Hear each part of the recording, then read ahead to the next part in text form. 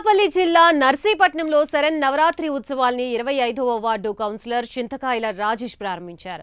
Narsipatnam RTC complex ప్రాంగణంలో దుర్గామల్లేశ్వర స్వామి దేవాలయం నిర్మాణానికి తన తండ్రి అయ్యన్న పాత్రుడు చేసిన కృషి మరవలేనిదని రాజేష్ అన్నారు. అప్పటి నుంచి ఈ ప్రాంతానికి చెందిన భక్తులు ఇక్కడే భవానీ మాలలు ధరించడం, దీక్షల విరమణ చేస్తున్నారని తెలిపారు.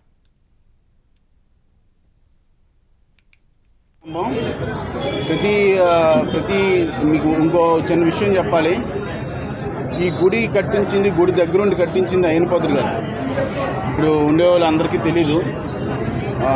పూర్వం ఉండే పెద్దలకు మాత్రం తెలుసు. గుడి దగ్గరుండి కట్టించారు. అప్పట్లోని పెద్ద పెద్ద గొడవలు అవుతూ ఉంటే గుడి దగ్గరుండి కట్టించారు.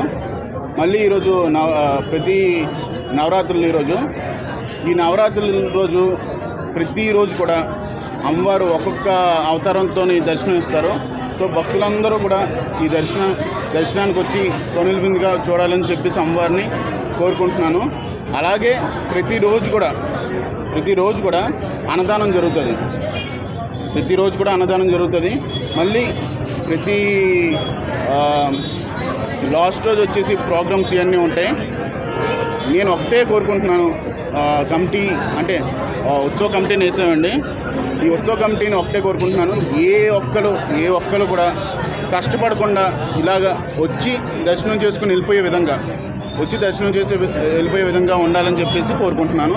ఏ భక్తుడు కూడా ఎక్కడ ఇన్ఫీరియర్ కాంప్లెక్స్ ఫీల్ అవ్వకూడదని, వచ్చిన భక్తుడు లైన్లో వెళ్ళాలని, ఎక్కడో కూడా భక్తులకు ఎటువంటి అసౌకర్యం కల్పించకూడదని ఆయన వెళ్తూ మా కమిటీకి ఆదేశాలు జారీ చేసి వెళ్ళడం జరిగింది.